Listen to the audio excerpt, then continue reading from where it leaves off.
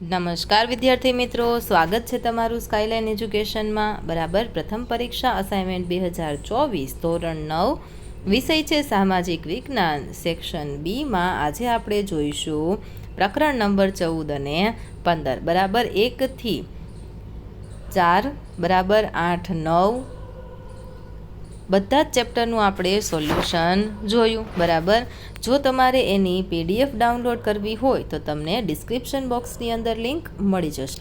તો તમે સ્ક્રીન પર જોઈ શકો છો આ પ્રમાણે આપણે PDF બનાવેલી છે. વિભાગ એના ખાલી જગ્યા, ખરા ખોટા, બરાબર, જોડકા બધું જ આપણે સોલ્યુશન છે એ લેખિતમાં કરેલું છે. એવી જ રીતે વિભાગ બીના બધા જ પ્રશ્નનું સોલ્યુશન આપણે કરેલું છે. ઓકે, તો વિભાગ બીથી આપણે શરૂઆત કરેલી હતી, જેમાં ચેપ્ટર નંબર અહીં જોઈ શકો છો પહેલું. બરાબર, ત્યાર પછી આપણે બીજા ચેપ્ટરનું સોલ્યુશન કર્યું, ત્યાર પછી ત્રીજું ચેપ્ટર હતું. ઓકે, એવી જ રીતે બધા જ પેપરના આપણે સોલ્યુશન કર્યા. આજે આપણે જે જોવાના છીએ એ ચેપ્ટર જોઈએ આપણે 14મું અને 15મું. બરાબર, 8મું પ્રકરણ શરૂ થઈ ગયું, ત્યાર પછી છે 9મું પ્રકરણ. ઓકે, એ બધાનું સોલ્યુશન થઈ ગયું ને, સરસ મજાનું. હજુ જેને જોવાનું બાકી હોય એ કમેન્ટ બોક્સની અંદર ચેપ્ટરનું નામ લખી, વિષય લખી, ધોરણ લખી અને કમેન્ટ કરી દેજો. ત્યાંથી તમને સોલ્યુશનની લિંક મળી જશે. ઓકે, જોઈએ પ્રકરણ નંબર 14. તો એમાં પહેલો સવાલ છે જમીન નિર્માણની પ્રક્રિયા વિશે જણાવો. તો પહેલો સવાલ છે તાપમાનના મોટા ફેરફારો, વરસાદ, હિમ, હવા, વનસ્પતિ, જીવજંતુઓ વગેરે પરિબળોની અસરથી ખડકોનું ખવાણ થાય છે. તેનાથી ખડકોની ઉપરની સપાટીઓનો ભૂકો બની ભૂમિ આવરણ રચાય છે. તેમાં ખડકોના ટુકડા, કાંકરા, માટી, રજ વગેરે હોય છે, જે રેગોલિથ કહેવાય છે. તેમાં જૈવિક દ્રવ્યો, હવા અને પાણી ભળીને જમીન બને છે. બરાબર, ત્યાર પછી બીજું છે તફાવતના બે મુદ્દા લખો. બરાબર, પહેલું છે ધાતુમય ખનિજો અને અધાતુમય ખનિજો. તો ચાલો આપણે એનું લેખિતમાં સોલ્યુશન જોઈએ.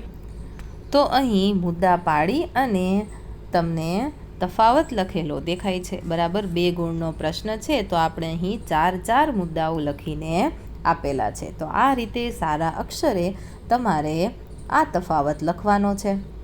ત્યાર પછી બીજો તફાવત છે દખ્ખણનો ઉચ્ચ પ્રદેશ અને માળવાનો ઉચ્ચ પ્રદેશ. બરાબર, તો દખ્ખણના ઉચ્ચ પ્રદેશમાં પહેલો મુદ્દો આપણે એ બનાવીશું કે તે સાતપુડા, મહાદેવ તથા મેકલ ટેકરીઓની દક્ષિણે આવેલો છે, એટલે એને દખ્ખણનો ઉચ્ચ પ્રદેશ કહેવાય. બરાબર, તેના ઉત્તર પશ્ચિમ ભાગો મુખ્યત્વે લાવા નિક્ષેપોથી બનેલા છે. ઓકે, તેની ઊંચાઈનો આપણે એક પોઈન્ટ બનાવી શકીએ. જોઈએ આમાં શું કહ્યું છે માળવામાં, તો કે એના ઉત્તર પશ્ચિમ ભાગમાં આવેલી અરવલ્લી ગિરિમાળા ગેડ સંરચના ધરાવે છે. બરાબર, એની લંબાઈ પણ અહીં આપેલી છે આપણને. ઓકે, મધ્યવર્તી ઉચ્ચ ભૂમિના ઉત્તર પૂર્વ ભાગને બુંદેલખંડ કહેવાય. ઓકે, તો આવી રીતે જે ઇન્ફોર્મેશન આપેલી છે એ બંનેમાંથી તમારે તફાવત છે એ સરળતાથી બની જશે. ઓકે, ત્યાર પછી આપણને બીજું આપેલું છે ખડકો અને ખનિજો. તો ખડકમાં પહેલો મુદ્દો બનાવો, એક કે તેથી વધુ ખનિજોના બનેલા સંગઠિત પદાર્થને ખડક તરીકે ઓળખવામાં આવે છે. તો સામે ખનિજો લખી, બરાબર, એની આપણે વ્યાખ્યા લખી દઈએ પહેલા પોઈન્ટની અંદર. ઓકે, અહીંયાથી અહીંયા સુધી રહેશે, કાર્બનિકથી લઈ અને ઓળખવામાં આવે છે ત્યાં સુધી. બરાબર, હવે ખડકોમાં બીજો પોઈન્ટ બનાવો કે નિર્માણ પ્રક્રિયાને આધારે ખડકોના 3 ભાગ પડે, આગ્નેય, પ્રસ્તર અને રૂપાંતરિત. બરાબર, એવી જ રીતે અહીં તમને ખનિજોનું પણ વર્ગીકરણ આપેલું છે. સરસ મજાના મુદ્દા બની ગયા ને. ચાલો આગળ વધીશું આપણે. ચોથું આપણને આપેલું છે આગ્નેય ખડકો અને પ્રસ્તર ખડકો. તો સૌ પ્રથમ જોઈએ આપણે આગ્નેય ખડકો વિશે. તો આ ખડકોની રચનામાં પૃથ્વીના પેટાળમાં રહેલી પ્રચંડ ગરમી કારણભૂત છે. ભૂગર્ભમાં ગરમીના આ પ્રચંડ પ્રમાણને લીધે પૃથ્વીનું પેટાળ હંમેશા ધગધગતું રહે છે. ઓકે, અને પ્રસ્તર ખડકોમાં જોઈએ તો પાણી તથા અન્ય બળોની સંયુક્ત અસરથી આગ્નેય ખડકો તૂટે છે. તૂટેલા ખડક પદાર્થોનું જળમાં નિક્ષેપણ થતું રહે છે અને તેમના સ્તર રચાય છે. આમ ખડક પદાર્થો અથવા ખડક બોજનું વિવિધ સ્તરોમાં નિક્ષેપણ થાય છે.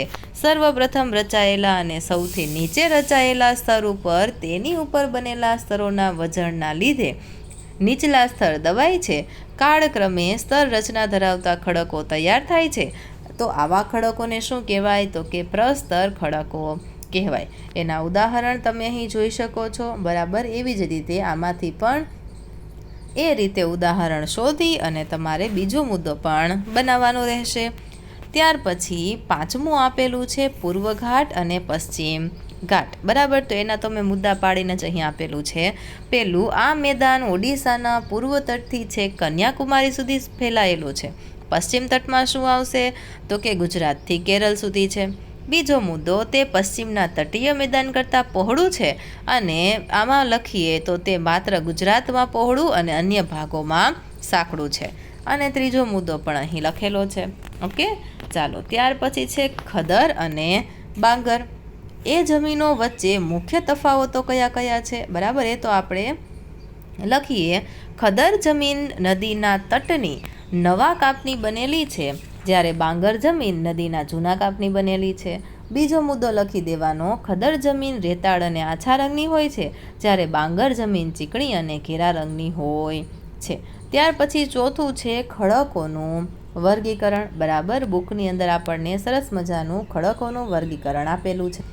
તો પેજ નંબર 109 ઉપર આ રીતે જે બનાવેલો છે ગ્રાફ, બરાબર છે, ખડકો એનું વર્ગીકરણ છે. ત્યાર પછી પાંચમું આપણને આપેલું છે દક્ષિણ ભારતના ઉચ્ચ પ્રદેશો કયા કયા પર્વતોનો બનેલો છે, તે શાનાથી સમૃદ્ધ છે. તો આપણે એનો મુદ્દા પાડીને જવાબ અહીં સરસ મજાનો લખેલો છે. ઓકે, પ્રકરણ નંબર 15ની શરૂઆત કરીએ એ પહેલાં વિદ્યાર્થી મિત્રો, વિડીયોને લાઇક કરી દેજો. તમારા મિત્ર સાથે આ વિડીયોની લિંકને શેર કરી દેજો. આવી જ રીતે તમામ લેખિતમાં સોલ્યુશન કરવા માટે ચેનલને સબસ્ક્રાઈબ કરવાનું ભૂલશો નહીં.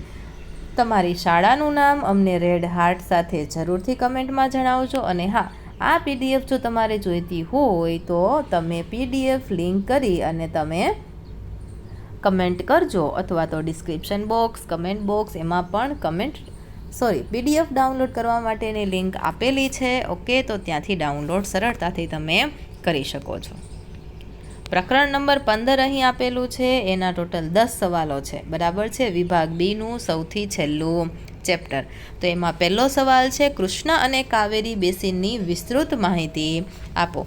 તેની લંબાઈ 1400 કિલોમીટર છે. બરાબર, કૃષ્ણા બેસિનની અહીં માહિતી આપેલી છે અને કાવેરી બેસિનની પણ અહીં માહિતી આપેલી છે. એ પ્રમાણે લખવાનું છે. ત્યાર પછી બીજો સવાલ છે જળ પ્રદૂષણથી કઈ કઈ સમસ્યાઓ ઉદ્ભવી શકે છે. તો સરસ મજાના મુદ્દા પાડી અને આપણે અહીં જવાબ આપેલો છે એ પ્રમાણે લખવું. ત્યાર પછી ત્રીજો સવાલ, બ્રહ્મપુત્ર નદીમાં ચોમાસામાં વિનાશક પૂર આવે છે, કારણ આપો. ઓકે, તો અહીં કારણ લખેલું છે. ત્યાર પછી ચોથું, જળ પ્રદૂષણ અટકાવવાના ઉપાયો જણાવો. તો એ પણ મુદ્દા પાડીને આપણે લખેલું છે કે જળનું પ્રદૂષણ કઈ કઈ રીતે આપણે ઘટાડી શકીએ. પાંચમો સવાલ છે સરોવરોની ઉપયોગિતા જણાવો. ત્યાર પછી છઠ્ઠો સવાલ છે હિમાલયની નદીઓ સાથી બારેમાસ પાણીથી ભરપૂર રહે છે. સાતમું, તફાવતના બે મુદ્દાઓ આપો. હિમાલયની નદી અને દ્વીપકલ્પીય નદી. બરાબર, હમણાં મેં તમને જે રીતે ફોટા બતાવી એ પ્રમાણે જ આપણી પાસે તફાવતના મુદ્દા છે, અવેલેબલ છે. તમારે જો એ જોતા હોય તો કમેન્ટની અંદર જરૂરથી લખી આપજો, ત્યાં તમને હું આપી દઈશ. આઠમું છે નર્મદા બેસિન વિશે જણાવો. ત્યાર પછી નવમું, નદીઓનું આર્થિક મહત્ત્વ જણાવો.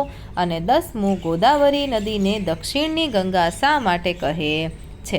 બરાબર, તો અહીં સુધીનું સોલ્યુશન આપણે રાખીએ. વિભાગ Cના બધા જ પ્રકરણનું સોલ્યુશન, ત્યાર પછી નકશા વિભાગ Dનું સોલ્યુશન આવતા વિડીયોની અંદર કરીશું. બરાબર છે. આ PDF જેને જોઈતી હોય એ કમેન્ટ બોક્સમાં કમેન્ટ કરી દેશે. બરાબર. ટેલિગ્રામ ચેનલ ઉપર પણ મેસેજ કરશો તો ત્યાં પણ તમને મળી રહેશે. વિડીયોને લાઇક કરો, તમારા મિત્ર સાથે શેર કરો. આવી જ રીતે તમામ વિડીયો જોવા માટે ચેનલને સબસ્ક્રાઈબ કરવાનું ભૂલશો નહીં. રેડ હાર્ટ જરૂરથી કમેન્ટ બોક્સની અંદર આપી દેજો. મળીએ આવતા વિડીયોની અંદર.